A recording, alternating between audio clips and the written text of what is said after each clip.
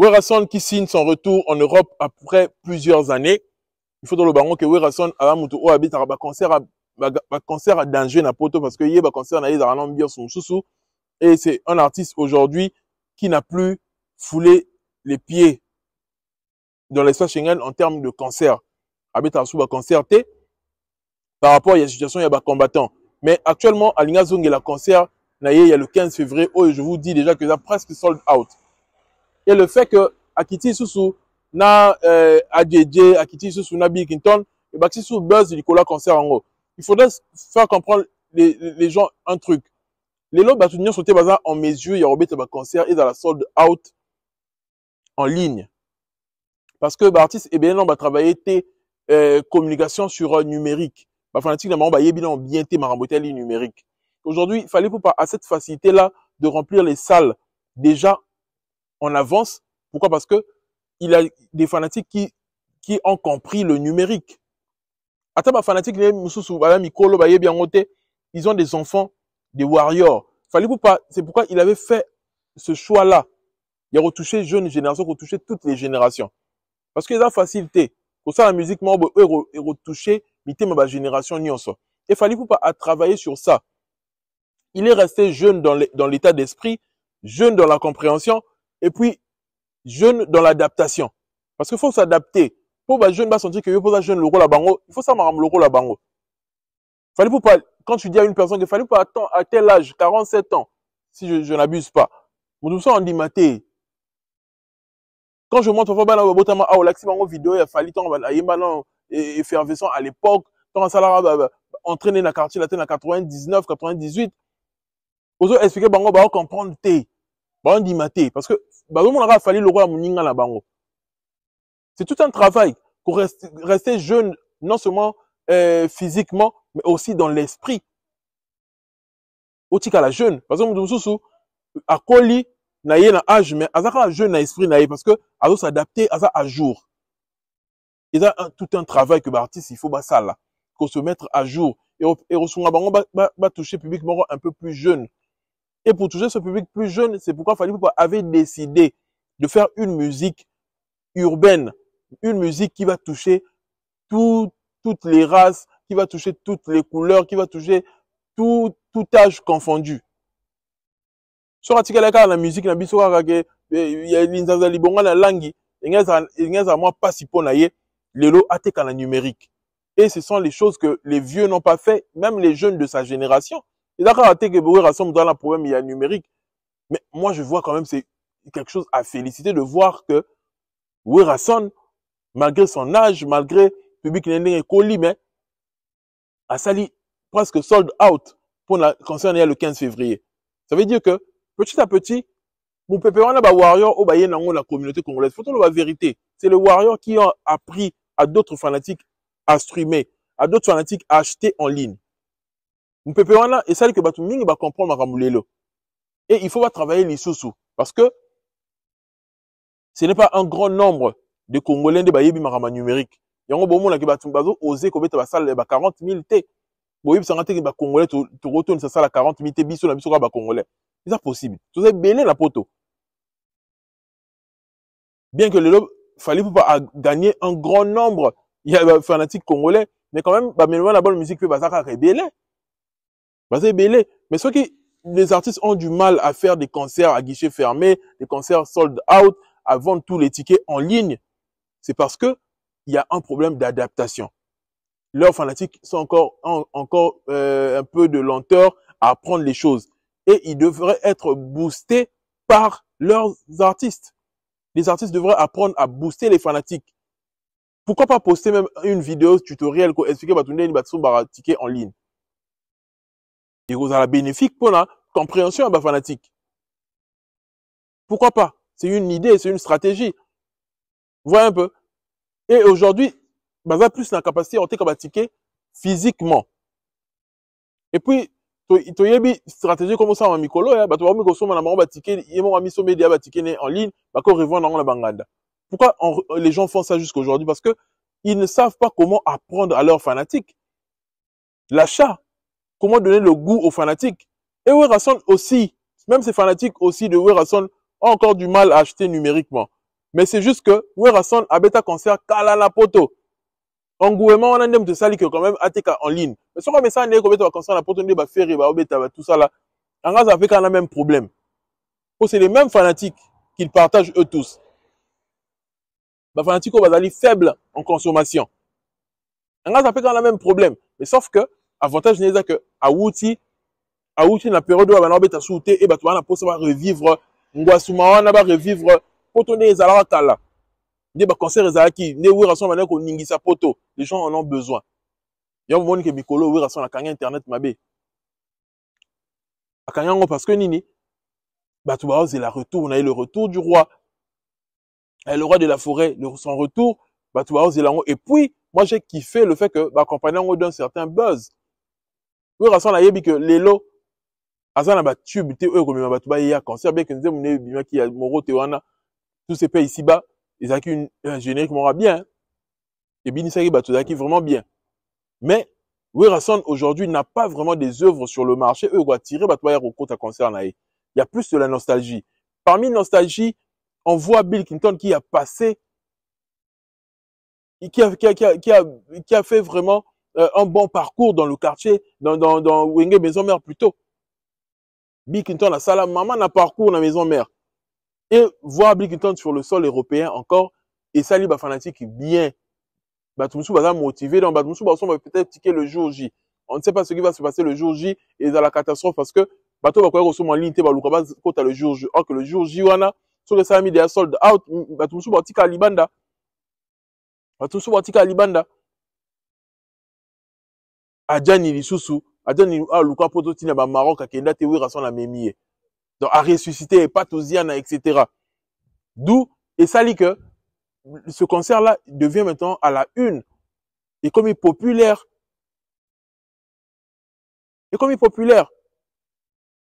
Et la stratégie, il y a remis ma mission, on a l'orchestre en AOT. Stratégie, on a. Et ça la rend comme ma mission, on a l'orchestre en AOT. Mais depuis que Fala Zongi Sango na mode, et Moution sur ça, là, Werason l'a fait parce que, et Zongi na mode. Werason l'a même pas douzaine parce que c'est maintenant à la mode, comme un bateau, oh, bah, musicien, mais bah, l'orchestre en AOT. Des Fala Salakango avec les Lofombo, avec les Adrisha, avec les, banani, bah, composé belé, bateau Fala Memi, bah, Bendoson, etc., Sampaio, tout ça là, tout ce monde là. Et Lelo, et ça lit un grand bien.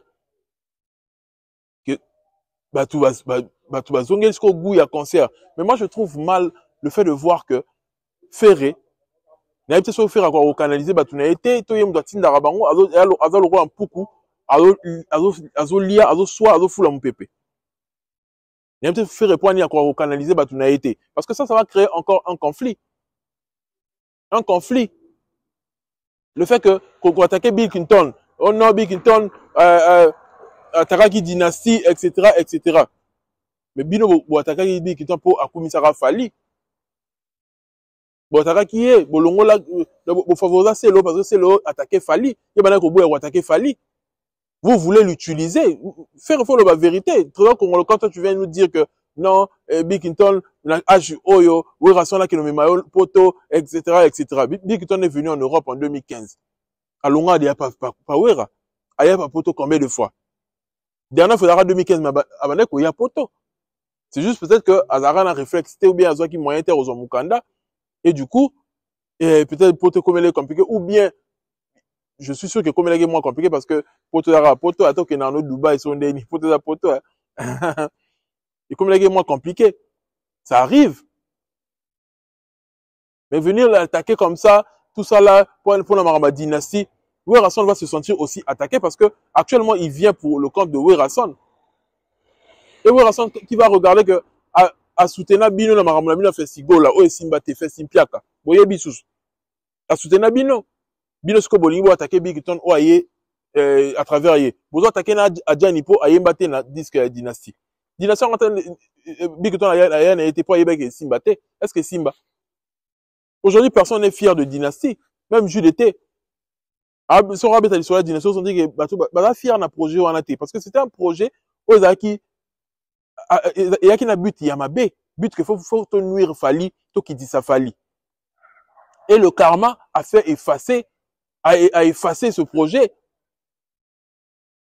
Et l'ongwa la terrain parce que nini, c'était pas, vous l'avez fait pas avec les bons mobiles. Ma mobile n'a mis les acquis ma B. Et du coup, échoué. Si vous voulez que beaucoup m'ont attaqué Bill Clinton, tout ça là. Non. Bill Clinton, vous voulez manipuler, vous manipuler, Emilia, vous manipuler, tout le monde, comment attaquer Fali pour rien. C'est ça. Faire avait besoin de ce monde-là pour attaquer Fali, pour Zonga. Et ce qui a réussi dans Dynastie, c'est que ils ont eu sa concurrence ou la polémique ou à travers qui c'est le bon c'est le quoi serva bien beaucoup moins grave contre pour ani. Quand il le bobo qui ça c'est le. Big tonde bolinga botika ye, bolinga bobo qui c'est pekaka. Et donc big tonde to le bandet nini. Ayebela ki na ye. Ayebela ki a compris que non bato ba sou comme be. Tika na longalanga. Ayebi faire depuis les marquis. Ayebi ki musenzi a faire. Ayebi ngo bien. Ayebi ngo bien. Ayebi ngo bien. Ndenge ngala yebi ki musenza Gims ndenge pe biki tona yebi ki musenza faire. C'est comme ça. Et du coup alongwa na ye na projet wana. Si on ndenga zalaki azate wana esimba te.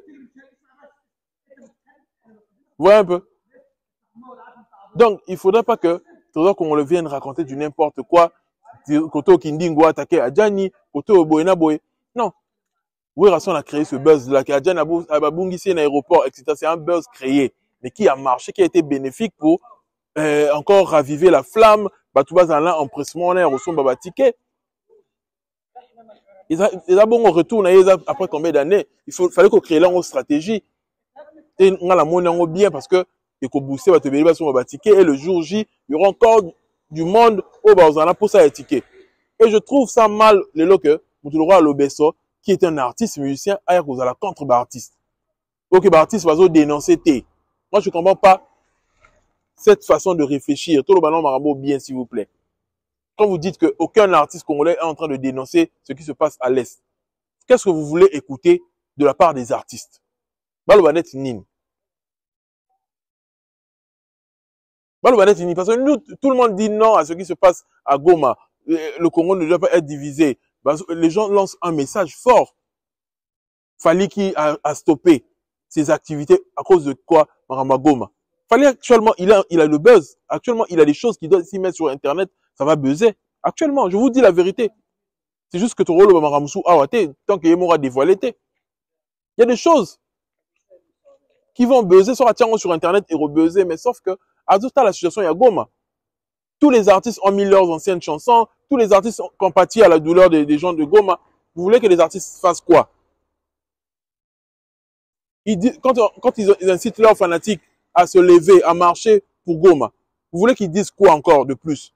Que non, Kagame, Fatih Tshisekedi, tout ça sont des nini. Les artistes ne peuvent pas arriver à ce point-là. Les artistes vont lancer un message. Mais notre problème, et le bagage inosbi, ils ont suffi qu'à rater dans maloba, que non, un artiste va venir faire une chanson, va dire un truc sur Instagram, et ça va changer les choses. Non! Il y a des accords qui ont été signés pour détruire le Congo. Ces accords-là doivent être démasqués. Il faut pas démasquer en haut. Il faut découvrir l'accord au Nîmes Signama. Il faut qu'il y ait une rébellion alors militaire. Il faut qu'il y ait une révolte. Révolte, faut ça, manini. Konzambo, il faut battre les mapons, le Maramba Est. Pour incriminer les artistes, beaucoup de cancer à Robétate. Il faut annuler en haut. Non, Bolimbo, c'est son Maramba combat. Il y a des combattants, il y a Kalaya Bouzoba. Pendant que tout le monde est en train de vaquer ses occupations, Bolingi, que artiste va à pénaliser. Pourquoi vous avez Pourquoi cette communauté ne réfléchit pas? Que Maramou est comme politique. Que Maramou est que président a tellement, Mandouki est tellement pour nous attaquer Rwanda, et pays Maramou qui est déranger Bisso. Il est temps. Il est temps que les gens réfléchissent de la sorte. Au lieu de Zalaka, on a un cancer. Quand vous avez un cancer, vous avez après vous avez un cancer à Kofi. Après vous avez un parce que si vous avez un cancer, c'est un fali. Parce que pas fali, est-ce que vous savez, est-ce le pire? Non. Fali a son cancer au Stade de France cette année. Makamba est, il faut que boto tia pression pa ya mokonzi ya mboka. O azola la na ye bien, azomela na ye bati na ye, azolia fufune ya masangu, à l'aise, sans que qu'on souci ya mboka na ye. Que des bêtises dans la communauté congolaise. Tant maman ba liste ouais mabonza, il faut ba église chamba mabonza, ba dim pour la Makamba est, etc. Non. Le Congo a suffisamment d'argent pour résoudre ce problème-là. Pourquoi faut tcha batu non so pression, faut tcha batu panzi likolo. Et comme il y a une liste bimi, un tel à chaque temps, après vous commencez à dire des bêtises sur les gens. Preuve est qu'il y a un tel à chaque $28, un tel à chaque temps. Voilà, preuve en besoin de c'est parce que les gens ne veulent pas réfléchir. Les gens veulent seulement que tout chacun qui est un artiste sont sali boye. Et resala que était ba konzambo ka ba telema. Oh, ba konzambo ba yebite que Makamba le gom a été pris. Ba yebite que corner nanga wana asimi mboka wana. Bah, bien noté, il faut que l'artiste a le bandette nini pour Makambo ezala booster. Ba le bandette nini. Moi, c'est Gabiso. Parce que moi, je suis pas en train de défendre Werason seulement, mais je défends l'art. Quand musique est na poto boy, et ça permet biso presque travailler. Et ça permet que le public ezala enjailler. Tu vois, noter une mauvaise image ya mboka te, il faut noter que culture na biso. To ma culture pour la mboka et pour ba politicien rôle la bango za yaro sécuriser mboka ba ko kana bango te. Bon que ça pas ba musicien, ba mu comme la rôle à sécuriser mboka. Lobe so moment la mission on est bazala. So ba yena poto ba sili, ba comme ba combattant. C'est les ino, tout ce monde là beaucoup qui musique té. Ba c'est les ino, ba lobeso nano Bogis Popema, un mois comme chrétien, un mois comme combattant. Bozo comme combattant parce que bozo mona que bozo na cité en termes de musique, beaucoup comme musique té, il y a comme ça vient va combattant. Mais normalement si vous allez tout réfléchir, vous allez comprendre que musique est un métier. Musique est un musala na bango, bango ba exercer métier na bango, politique na biso et ça la pe musala na yango. Tout ça qui mo konambo kana pour anini. Pour ni il y a les armées, pour ni to mandoki. Pourquoi tu crois que bundate? Qu'il faut pas musique à bayemba. Mais non. Ce que les musiciens ont fait, c'est suffisant. Il est temps maintenant que politique nabiso et réagir. Bassa la Makambo comme il se doit. Bozi Bozena est passé chez Marlène Kassanga. Vous savez que Marlène Kassanga a un affali. Souci, Bozi Kaka Andi m'a fait récoller Kafali. Heureusement, Bozi Sko Alexis parti commercial il a fallu. Dans les on m'a il a senti que revenu, en termes de revenu, de rentabilité et l'équipe sur la Congo. Ce que Bozi Bozana a vécu, c'est un peu la moitié de ce que vit actuellement René Soso Pembe. Parce que René Soso Pembe, pour naïe, au royaume, c'était que Moutalegi Fali, na kilelo. Au royaume, c'est une dette, au royaume, nini, pour un numéro que Moutalegi Fali. Parce qu'il a vu que musique est un boulard boende. Parce que tant accompagné Fali, Aozo ba caché, ba concernant sur Abetana Fali. Sans compter que, pour n'a pas en termes de streaming, n'a pas vu, etc., n'a pas vente, single wana, et donc, c'est les bons, à se retrouver en termes d'assassin, donc, compte bancaire, n'est pas vimba. Sans compter que fallait sommer les voitures. Sans compter, bah, tout, oh, bah, yaka, pour la succès, nzembo, bah, matolo, bah, bilo, kwa nano, et kontaka. Et c'est ce que a vécu aussi Bozi Boziana en faisant un feat avec Fali. Donc Fali fait des feats avec tout cœur. Alors, on ça featuring moi pour on appelle ça lengi, tout ça là c'est sa vieux. Non. Aye à s'imposer dans featuring, aye mbelo a le couple bien, aye mbina mutema nenyoso. Et puis visibilité na et celle que yo peut au bénéficier nango. Parce que les gens parce que ça Bozi Boziana à la page à cause il y a featuring wana grâce à featuring wana. Mais featuring a faire akimi a ça la clip te. Donc bah je vais faire qui musenzo na loba qui musenzi yangwana. Tu connais ni ondimi ko ça nzembo, so comme ko da clip yo za suna tante. Au moins na ni na clip. Donc au lebi ka to ye mara mais na full était na clip e full aye. Il a ba 12 a wenge. Parce que les lopes to la vérité, les rappels na nzembo sous en version audio et pété a ça les succès. Sauf que pas faire rende, nzembo ta na audio na na clip, ils a encore bongo. Eh, seul Fali n'aime ta koka eloko wana. Fali pena ko sa nzembo kana audio. Dès tu vas nzembo lora ba We Are The World. Ils allaient en version audio, version clip nango ti le les ala raté. nzembo wana esala mama na succès koleka banzembo ebele esala baclip to basala yango baclip plutôt eleki banzembo ebele o baclip nango ezalaka eleki yango na succès tolongoli wana tozwi banzembo loka baamour assassin clip ezalaka te banzembo eza ebele so totie liste ya banzembo oyo ezalaka na clip te ya Fally esalaka succès ti lelo clip ezalaka te bali kukuma wana clip ezalaka te bapene clip ezalaka te banzembo eza ebele Fally à son actif parce que faire ye moko ayebi ke nzembo ne na audio kaka ezala na impact te faut moi clip po ezala quand même na mwa moke impact yango akimaka clip po soki azalaki fort kaka ndenge ayeba audio wana banzembo ne ngai bano cartonné na bafeaturing ne na bato ngai bano cartonné mais sauf que aza na mpifo wana te aza na aura wana te ke audio eko cartonné faut que Fally po na aura wana que audio na yo ça disait mort en version audio mais écartonné et buzzé partout dans le monde. Fally on a le que c'est un artiste unique à son genre, c'est un artiste exceptionnel, c'est un génie. On a un monstre. Bah tu vas comprendre grandeur artiste on a sous bien dans Maramba Stade de France. Beaucoup de gens s'inquiètent. Ce tika là quelques mois, Ndeni. Fally actuellement il est aux États-Unis. Fally a permis naie après, il est aux États-Unis. Donc, tant que tu ça, la spéculation, qu'il a visité le Stade de France, il fallait être aux États-Unis. Il est aux États-Unis, il a son équipe, le Stade de France aura bel et bien lieu. Moi, ce que je veux souvent demander aux Warriors, aux mélomanes de la bonne musique, poche. Pour la ticket pour le concert Wana parce que les gens vont crier. Quand il fallait annoncer billetterie, vous allez voir que première semaine 50 000 billets, premier jour on est déjà sold out.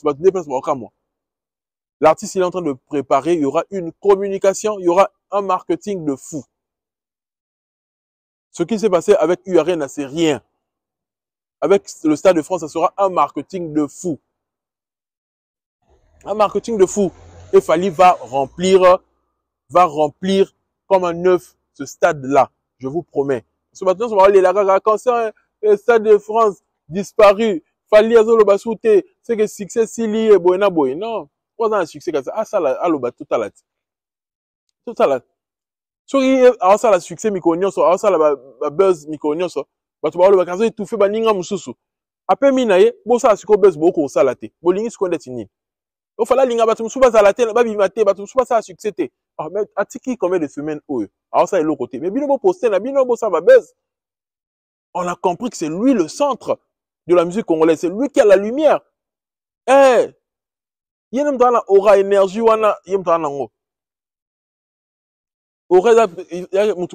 Aura c'est la personne et faire rayonner que mutu. Donc mutu dans un rayonnement. Et faire rayonner mutu sonner baloba na lingala. Nous avons rayonné dans la lumière, moi, le monde a ramené sur les Simba. Il y a aura. Ramené sur les Simba. Et Fally, le Stade de France est en train de bien se préparer. Après, c'était, bien, vous avez date, bien, vous avez kate, on va louer, fallait que date. Vous avez kate, vous avez ça la base, bien, vous avez bowling, Fally, aloba, asa la boy. Vous avez créé les makambo belé. C'est là où on comprend la force de l'artiste. La force de l'artiste. Alors ça, ma kelele, mais dans le silence. Donc, bolo bela kombo naye, bolo beta maso naye, mais il y a sur le l'autre côté, à poster l'autre côté. Fallait en poser là, assis là, combien d'années? Fallait assis là. Et Stade de France, on a posté. À ta date. Beaucoup de gens insister. Assis là, mon colonie, n'a parti il y a quand? Parce que le dernier album, Rumba, où ça a succès, c'est l'album de Fally Poupa. Après album a Fally, il y a Formule 7, 2 projets comme de Kotingaï. Projet à Ambassade héritier. Après Formule 7. Mise urbain en compté, on télé tu gaz mawete gali pour gali mikolo en ligne mon a émis ton pied mon pied. Dis-moi là niveau zo kotanga mikolo na yebite. Vous doit yo que ça nga vite fait mais gali na yo comprendre la musique hein. La musique faut ça beau hein. Na yo comprendre parce que musique là ndeni. Se retoucher quand mité maba mibali, aux en a succès mouké. nde bafere baza aza na bafanatique ya basi balingaka ye mais baza en grand nombre te neti pa Fally batu bo remarquer batu tout o basi balela bango balela beauté na bango bataik badaju bafali gali bomona ke basala ba succès moko énorme bagaz mawete batu oza ke baza plus accompagné ka la mibali succès na bango ezala nango mais ezalaka bongo boyo yango omona neti ke ah neti osala succès azosala succès mibali makele la bana mibali ekokana te na bana basi boyebi bana basi nde basala makele makele na bango ezala bongo ntina musique bana basi mutu baportaka carrière ya mutu ekende likolo makasi yango na côté mignon wana ya baartiste ezalaka important mpo basi so bazolinga musique no makasi mpo kite eza pasi ya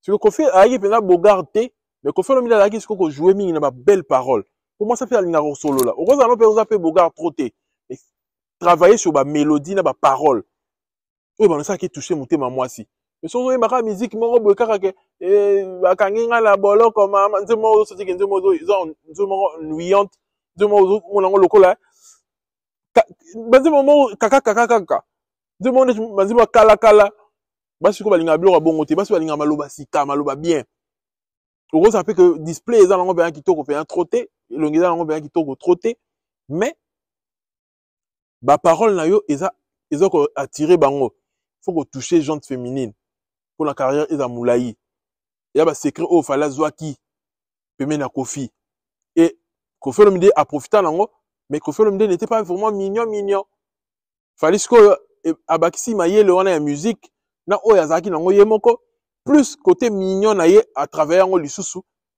epesi oyo epesi bo remarquer ba ya Levis bato bazalaka mpenza ke baza mignon bango nde mutu bazalaka plus na public ya bana basi et plus oza na public ya bana basi plus oza na succès ba mibali bapesaka succès mais malonga trop te basi nde mosuku babendaka mibali bango nde moto babendaka mibali. Donc, Fally Ipupa, aujourd'hui, c'est lui qui a le projet aux Alikolo en termes de rumba. Aussi, l'année Bolingé, c'est en déni. 207 et Outé Kobima. Ah, Yangom de Kangiti Siko. Personne n'a fait mieux. Donc, Boza la calme, et ça que Fally Ipupa, il est en train de laisser Batouba s'exprimer dans Marama Congo. D'ici là, Azozonge l'actualité, Azozonge la poster, parce que, à Tiki Pétan pour la Congo, Batouba, ça la plus focus dans Marama politique. Parce que si on fallait le ABC album, ou bien tu date, tu bosses en nyonso. Bon, période d'élection, contrôle longo la nyonso, en pleine élection, contrôle les longo l'union, c'est balayé, actualité élection. Machine à voler, machine à voter, ce qui n'y nyonso est limoué. Faut se rappeler, ce mec, il est juste un artiste. On n'était pas prêt pour le recevoir. C'est une star, une immense star. La musique à Congo. Moi, je vais dire une vérité. Mettez-moi mes likes, s'il vous plaît. Je vais parler de la prise de risque. Fally Ipupa, la prise de risque, na carrière, tout au long de la carrière, aucun musicien ne l'a fait, de sa génération. Vous allez remarquer que tous les artistes, Batika a toujours quand on enregistre na bango, Batika a toujours le même rythme na bango, la même proposition. Parce que, si on veut proposer trop, on se perd. Les faire à l'ingare. Là, qu'il y a un opéra. Là, qu'il y a au moins à se perdre à un moment donné, bah, tu vas l'ingare la musique n'a été. Musique n'est comme une chakala, musique n'est pas ça va tout est, bah, qui kangiyo, ce va ni nango, et si m'a sauté. En majorité, les artistes restent, sur le Koffi, au moins, azaka la ninga habite à Tchatchouana. Mais Fally Ipupa payer, azaka bon au début. Faut le loco bien. Fallait savoir que, sur qui droit chemin. Aux unes le rôle orgazi. Suite nango ozwango na arsenal de belle mélodie. Vous retombez dans le rôle Nyoka laissé. Vous sentez que Nyoka laissé na orgazi, ils ont la même technique, ils ont la même registre. Vous devez comprendre. Ils ont la même registre. Aujourd'hui, nous avons le rôle Azmak, délibération. Aujourd'hui, nous avons le rôle sans délibération, au moins, il y a un moment où la droite chemin courir la délibération. Pour tu as un titre, au moins, il y a des suite nango. Aux unes le rôle là, au lieu par exemple l'Arsenal, aux unes le rôle la délibération suite nango na power, ils ont amour assassin. Eh, amour assassin. Au moins, bien que, aux unes de moutel, aux unes que suite n'en est ali. Aux unes qui disent, fou, comment la suite n'en a pas ou ali tcho. Mais à un moment donné, il fallait pas à se détacher qui n'a bilo qu'on a nyonso. Après les 3 albums Moana. Tant qu'il y a libiso, 4e album n'est Rumba. Qui est contrôle. Tout le monde bien que, et l'autre comment et se ressembler que, oh, na, oh, et kokani, oh, na, oh. À juste, à comme ce qu'on à comprendre que, à gagner confiance, il y a des fanatiques naïe, à gagner confiance, il y a des mélomanes naïe, à comme ce qu'on proposer un peu de tout, sans avoir une crainte. Avec une nuance sur les Simba. Bah, couleur, m'soit, yé la biso, bah, odemba, la, bah, souci, la contrôle. Ça n'a rien à voir, là, bah, milor à proposer qui liboso. Pour preuve même, ayé la biso, tokos, ayé la biso, tokos, ayé la biso, projet mort urbain. Mais ils allaient consommer d'une façon exceptionnelle. Pourquoi? Parce que, à comme ils ont prise de risque, sans qu'on banga, parce que, à gagner confiance, il y a tout. Même quand ça, l'album urbain, il fallait attendre d'abord que fanbase est solide, pour gagner confiance, il y a tout. En termes, il y a musique, oyo bandi qu'on proposait. Ensuite, ce qu'on fait, on a la prise de risque, on a ce qu'on artiste, on a sur un côté. Eh! To yé un album, le rôle la Formule 7. Oye, ça rend la Formule 7, et qu'on gagne un nini, ou ils ont contrôle. Au monde, até. Donc, ça veut dire que, ils ont univers, moussous, monde, moussous. Fallait qu'il y ait un nègre moussous. Et même na Kinam, surtout yo kinzem lora Kinam na Tokos 1, fallait vous pas. Aya la thématique oh et l'obamara trotté la musique à Congo. La musique à Congo, bah ça mingi mateya. Bah conseil sur ndeni ko batela mbongo, ndeni ko atoke nagi poto fo rozonga mboka ba papa ba yemba etc. Bah conseil à bongo. Mais fallait pas parce que aya la musique moko na ba thème moko ils a utilisé kaka pa américain. Que on dépense sans compter. On ne vit qu'une seule fois. Alors, tu n'as pas tout que, de manger l'argent, de bouffer son argent. En quelque sorte. Et ça, prise de risque. Pourquoi? Parce que, ma parent, m'sou, baroyo, quand c'est ma bon, le que, ah, on dit, on te rôle, fait que ça va, na biso, bayo, kango, faut que ça va, na biso, bayo, kango. N'est-ce pas, artiste, soit dans na biso, alors, ma jeune, la jeunesse que, va dépenser bon, on la sans compter. Dans la ligne, alors, na batunde, tinini. Bas en économie, face à banzembo le roi éducation face à banzembo il y a redia mis fait ça mateya yosko yena nzembo bongo kinam mais et ça lui fait succès c'est ça prise de risque parce que fallait à utiliser certaines thématiques pour la accote dans le monde urbain mais na ndenga na biso ba congolais so ça artiste mo banga lo ba kete sujet na touchant côté sujet on est dans le babo ba to c'est lango débat alors on dépense sans compter on vit qu'une seule fois atina batonini ba bebisa mbongo na bango ba ça d'économie tondeni vous voyez un peu artiste au bango il fallait pouvoir commencer à ce que ba prise de risque à bongo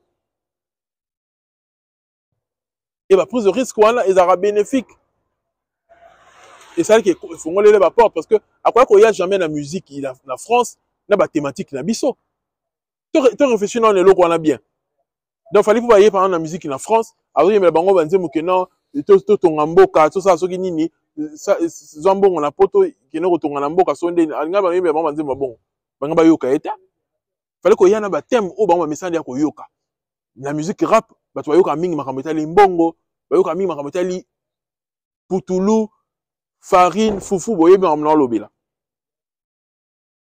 hey musique wana esenga ko lobela drogue makambo belé mais fallait pas voyer comme ma biso tin na ba extrémité ya thématique ya musique oya ke rosala mais quand même aïe quand même ko toucher ba thématique mususu o que et rosala bana on a bien et tu vois tout le monde danse wana c'est la folie et bien ba tout et important ba to yambala ba tout facilement parce que ils a ba thématique o ils aura plus utilisé la musique wana la musique rumba peut tu as ba thématique na biso tout ça les là chaque musique mutu la thématique na ça les là ma prise de risque wana ce que artiste congolais ba nango te prise de risque sur ça l'album bimotie mabanga te biloko wana nyonso ya ba prise de risque o esali que élevé fali lelo a commis placé au sommet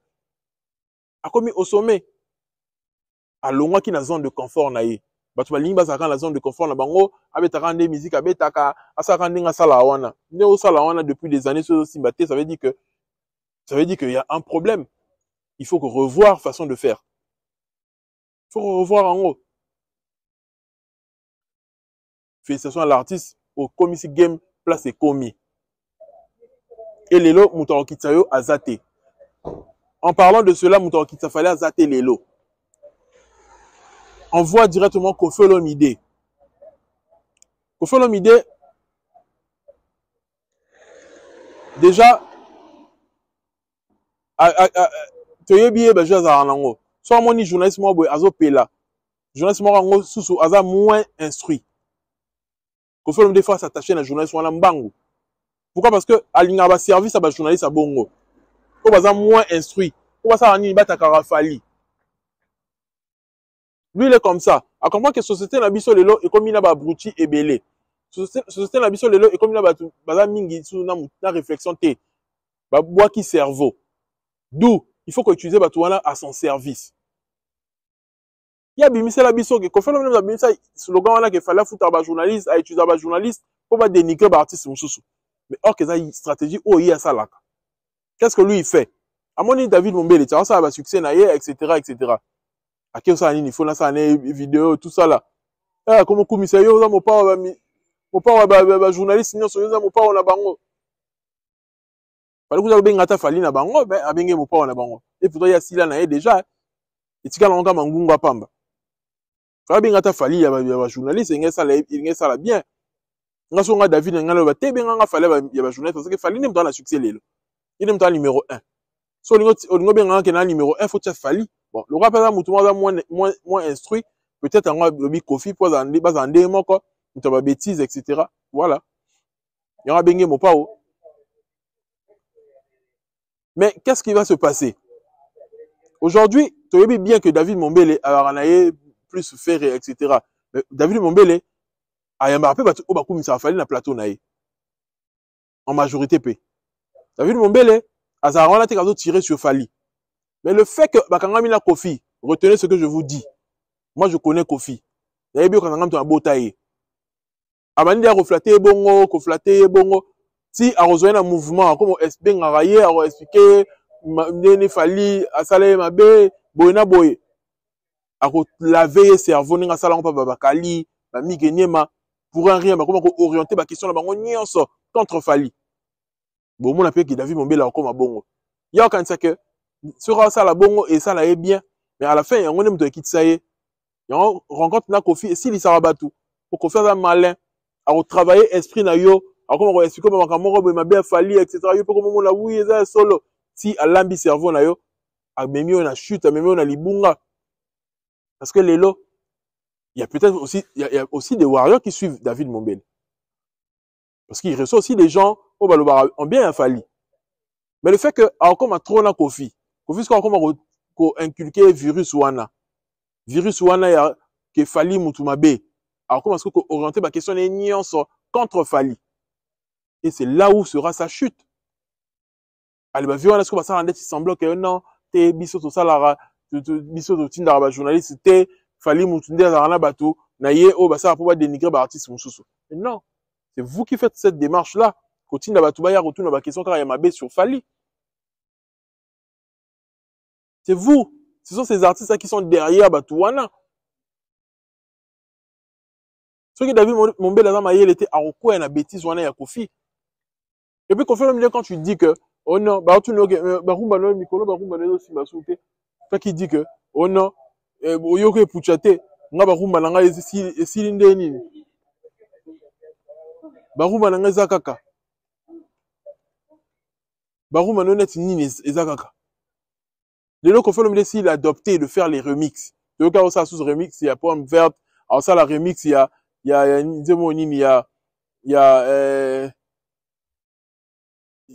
alors ça remix il y a loi etc etc.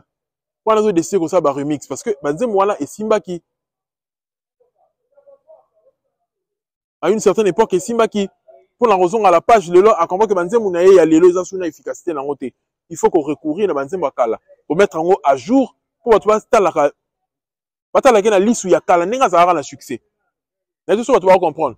Alimba toi t'aller na liste où kala n'enga ça aura succès. Pour ça, on va aller dans la liste à l'élo. Koffi Olomide sort des chansons matin, midi, soir. abimisa kutu ba 4 chansons na mokolo moko bato ba ki pango ka te d'où façon ça bato série ou azara na succès pena ya solo po ya buzz et succès au cause d'un succès le baralo même c'est le hasard un succès c'est là ça va émission de temps sur la tala mais ce qu'on dit c'est le est doit yo kango est-ce que yo vend la besoin quand dit c'est le l'hélice yo pe ndi mo ndeti nini ndi mo zate c'est le oyo yo kaka mais sur les émissions bato batala bato batala même Suzuki etc. Parce que bon parleur lelo ndi mon la Kofi mais Kofi le milieu banzi mo les atteindre ce niveau on a pourquoi parce que au komi mubange suka pe metondi yo mutu na nzoto mobimba c'est normal que bato lelo ba se détacher na yo vu que sous musique comme moderne lelo yo ko sala ngote na âge na yo par rapport à poids de l'âge pourquoi kala éternellement la même place té après l'apogée faut déclin ezalati ezala bongo au perdre public jeune wana ozalo kaka yo mais au perdre public wana donc ça veut dire que les gens devraient comprendre que les choses changent le temps change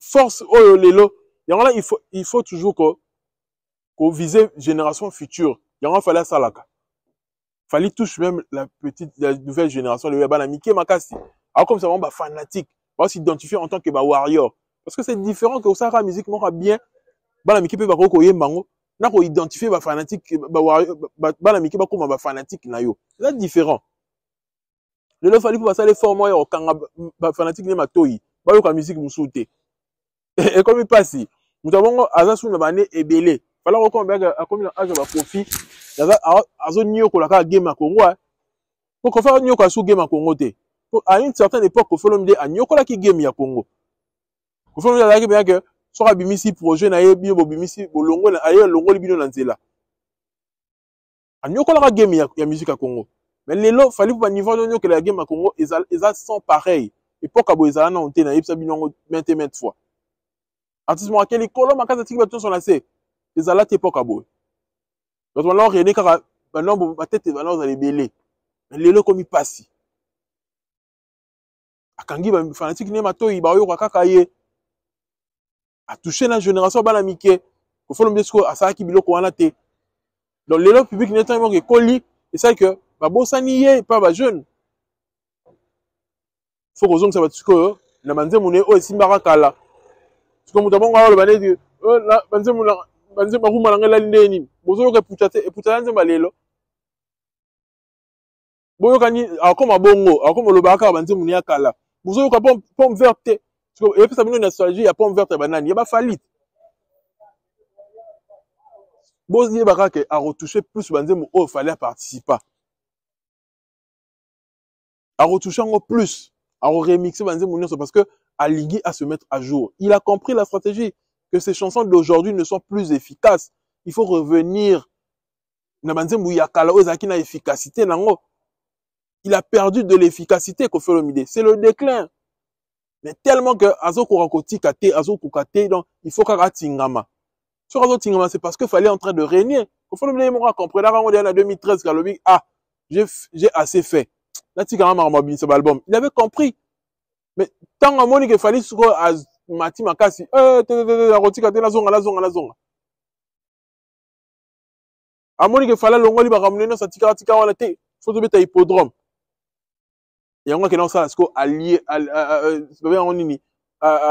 alliance na, akeko s'allier na ferré pour azomo, akongola ba fanatique à ferré, akongola ba fanatique sur anani ngo, aolo bien héritier, akongola ba fanatique nyonso basangana oyaye. Pour va payer force.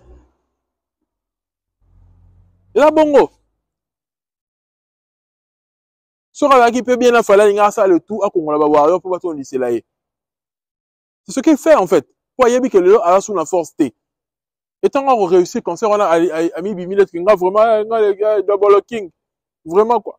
Double king. Papa king alors on a dit double king. Yeah, ça c'est bon papa king a double king. So king la king na prince siko ya esi so ke papa king a double king ya le vie so bon tout ça les double king voilà un peu papa king par rose année pe charpentier papa king par rose année menuisier Faut avoir king. Et on a le bar série moi boy. Ah, na ça analyse la communauté oh. Analysez pas. Analyse sur le monde là, tu me sois bandé dans le bar on émission tel. Na bar le moi boy kala. Bato ba bota ba savant. Pas forcément ba rappeler ba savant hein. Pourquoi bota moi na savant? Mais yo moko za savant te yo moko tanga ku de classe te yo moko tintin. Bon tu moi na ma yé la comme il fait savant, ça ma danger. Et le monde a le banc au cas l'émission. Ah, tu travailles. On a sans orgueil, tu travailles. Ou avec orgueil. Tu travailles avec orgueil. Tu travailles, bien, analyse sur le banc, mais belé à bien. Tu travailles, bien ça. Ça se rappelle, le banc au cas là. Papa, savant, Rose avait forcément savanté. Ça veut dire que yo Rose, King a Rose appelle papa n'est Zara n'est charpentier. C'est pas Zara qui faut un double King. Eh, c'est de ça qu'il s'agit. Et qu'on fait le midi, les lots, à zonga ce qu'on bon la rage wana. Ndenge mo on a Gims mikolo pas zongi na rage moro boy, une certaine rage. Gims a zongi nango. Gims a comme une rage que non, il est pas ça l'album. Parce que à mon avis que terrain na y a France, fallait vous voyez qu'on conquérir en fallait vous faire des feats avec tous les artistes où bah ça la succès en France. Pour compter dans ba feat en haut. À ça ba Nino, ba Taïk, ba Dadju, à ça que feat na ba tout nyonso ba ça la succès na kilelo. La France. Affiter là-bas, on a nuance. C'est du jamais vu. C'est du jamais vu. Il fallait la faire. Azu bien place mort importante na France. Tant Gim c'est moi côté là-bas industrie, on la combat fallait zo zongela ya le bité. Son a ticket moi au place. Il quand ba yeba que seul congolais a raillé. Tu vas tcharepe ngai na zonga sous na zonga la force na ngai. Ya comme ko forcer makambu ba URN na ko reporter ko zongela ko sala boy. A comme ça album a comme ça clip pas en pamba pour ça a mis sur album etc. Matika qui n'est game a comme se concentrer na immobilier na ye. Tant à mon que fallait nyoko lis a comme nyoko la game en France à zongi. Ba to bika rapport fallait artiste congolais francophone hein. So la game artiste anglophone ngaka nyoko la game ya Afrique na un monde à niveau mo mususu. Fallait ça na esprit mental que les écoute même artiste américain. Je vous imaginez un seul instant où il fallait la gamme américaine, tu rentres dans le niveau ni la minute. La musique américaine. Parce que, normalement, le remorque qu'il fallait dans la mentale pour les quand même artistes américains. Vous écoutez ce qui se passe actuellement avec Drake et Kendrick Lamar. Kendrick Lamar a un succès avec Drake. Drake a un succès pour les cahiers. Drake, un Canadien, a eu qu'à s'imposer aux États-Unis, à s'imposer dans le monde. À ça, l'album, là, tube, etc. Kendrick Lamar, africain, mais Drake, il est connu partout dans le monde. Mais le Kendrick Lamar, a yébani pourquoi? A clashé Drake a zongi ici. A clashé les sous-sous, Zemouné et Bezé, a pessier maman en place. Serena Gomez, William, Gomez, fille mort, Boywana, alors ex, il y a Drake, a bini, sukoyo, Nzemouana, dans Super Bowl. Tara Super Bowl, il y a la visibilité, makasi, yesko a bini, Nzembo va clasher Drake. Na minute oyo et sali internet et ningani na niveau au sakanate ba toza informé ba iba amna loba. Ba expliquons beaucoup mieux que ngana ba commentaire. Et yindi ya koyinda. Et yanda que Fali à répondre ferré. Comment qu'on place Fali à prêtre? A boya kuto répondre même ya ngomona même la maramba francophonie. Fala boya ko beta na francophonie ba ouais la place wana la palais du peuple atika yango. Parce que il y a ça fait visibilité pour mettre qui joue moins qu'on fara et puis c'est maman place au hasard qui n'a ngoté ou ben qu'on mérité té azu maman buzz a sali succès azu s'imposer coup de parfois ko les cailloux et pour yo bundi na be fort na yo ba il faut perso na yo au bundi na ba tube na yo pour aux en succès en ngo ya bundi té ayeka na concurrence moko boye azu place ne faire ça le marabasta des martyrs azongela place ne ka boye pour la concurrence. Mais à ça, les forts net ni. À ça, on dit mouni. Donc, il fallait, bana ko sa banzembu, bana li putati, le la sala ka banzembu, et ça, là, que, à garder place naïe. Pour le regarder la carrière, il fallait la banzembu. Mais le regarder la carrière, il y a fait, et ça polémique. C'est ça la différence. Et le regarder la carrière, il a fallu, et ça banzembu. Et le regarder la carrière, à faire, et ça polémique. Et c'est ce qui s'est passé. Donc, à la esprit, en quelque sorte, la mission va congolais au bengue sans esprit. Fala ni ate qui part en kokolo, donc à clash qui y a un zongi sate. Tant à zongi va que la jeu à clash tala lelo. Kendrick Lamar a eu place à Makassi. Il y a le rôle à faire, il fallait répondre faire, à le faire ce que nze munemo roboye niki menga binyango. Nze mo ba finga fali niki menga binyango. Vous imaginez et au kang internet. C'est la même chose qui s'est passé avec Drake. Donc, fallait un esprit, fallait un artiste, à comprendre jeu à qui part en kokolo, pourquoi activer en haut. Avec que, on repère sa adversaire facilement place. Sur aux arabes, il répondra. Comment on répondre à tout? On repère sa adversaire place. Sur les arabes pour Fali, l'artiste, nous, quand c'est bimate, pour l'artiste, nous, bima pour, répondre à bango.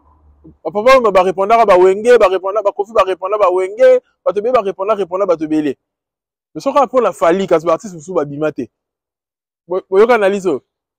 Si ce n'était que pour Fali, l'artiste nous souba bimate. Parce que l'artiste nous souba bimate pour répondre à bango. Ce qu'on pour la Fali, quand l'artiste nous souba bimate. Pour répondre à batouté. Pour l'artiste nous souba bimate mingi na clash. Aya sur lobby boye pour lobby boye. Bon, papa, après ça, Kofi place. Pour l'année. Pour la clash. Kofi ya lobby boye. Y'a pas lobby boye. Nyoka Longo. Fingi Antoine. Y'a pas zongi si boy. Il y a le bien à bozo tourniqué. Bon, on fait bailler. Antoine. Quand papa a zongi ici. Mutunguba. Boyena boy. Et puis ça fait qu'on fait place, moi, ma casse, sous. Les choses à pour la fallait, enfin, les aussi, ça, on a marbolo bag.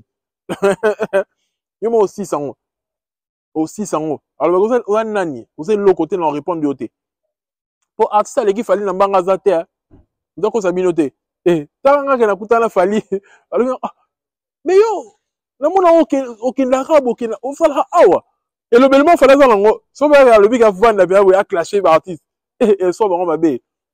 Taka mutaya a le biga ke bo lu nga de bomba to siliki. Pour fallait yebi le roni ça la ba mission congolais passe. Ala bo sa te ga ya ko peso visible répondre na nzembo sa so ni nango non. Ayebi ni so le bi mission en tant que communauté mais yo mo yo pas place aux a. Ayebi ni ça la bango passe. Au moins la Kofi Koto ayé. Tant le bara que je suis passé par le quartier, c'est pour moi qu'on fasse sa mutuelle émission. Tant que le bara est mise en disponibilité, pour moi qu'on fasse à qui pèle que ça soit ma tchatcha. À comment les comme émission, mise en disponibilité, vraiment, là l'accès moi on a vraiment, là la loba, d'un PC jamais mise en disponibilité. Pour moi on est à ça la Kofi. C'est comme d'abord à l'émission ça a premier soin d'être différé. Vous qui les zikite, vous qui les ziki. Fallait bien y avoir une émission premier soin d'être différé. Ou qui les ziki. Pour en ça, on bien mon corps. En ça, on bien mon corps. Hein? En ça, on bien parce que aïe bikoloba. Fallait boloba. T'as la live némo bah ça la TikTok. Si on a la déranger quand le bique. Allez bon comment compte ça l'on va tourner là. Ah, et ça l'on bien quoi. T'as levé la bongo. Et ça l'on bien quoi. T'as levé la bongo. C'est comme ta bongo. Allez, le BDA, il y a un moqueur. Est-ce qu'on a vendu bien un plateau de télé? Ah, bête, est-ce qu'on a la Sabino que vous avez l'autre côté face naïe? Vous avez l'autre. Vous avez l'autre. Vous avez l'autre. Et ça, la vie ne passe pas. Voilà, il fallait y avoir une mission congolaise au Canada de Bota Bango. Il y a très bien, il y a limite, il y a nini et Chouka Bango. Il y a le bon, il y a des silica, mission Bima, Bonabo. C'est le mec que les gens veulent écouter. Actuellement, tu vois, il a fallu ça l'émission. Parce qu'il fallait ça l'émission, la mythe, tu vois, c'est ma politique. Attends, l'émission Pamba. Parce que les gens veulent écouter Fali. Il y a que Fali, tu as les Karamama Lobaka et Tikalaka. Fallait l'émission, tu as Zéla, tu as l'Afrique, tu as l'émission Fali le dimanche. Pour voir Nanda, pour Zéla. Alors, les capables, pour Vandi. Si au courant, pas un pays, aucun locataire, ceux qui voient, en haut. Place Kourezali, du groupe électrogène, pour Tchéchen, en haut. Moi, je regardais l'émission de Papi Mboma. Au moins, là, Outaki biso dans la témoin, tu vois, de base étude église église bozongi boy oyebi que sona tina zo koma randaku na raté mission papi mo fali mdo leka o kati maman OK otko zelango place mususu pas frère moko bobo que vendre non pas frère moko botali dans l'émission fali après bozongi parler on l'a fait parce que le mec sait parler, il sait communiquer. Joana la prêtre, faut te respecter aye. Tu vois tika ba grimace mango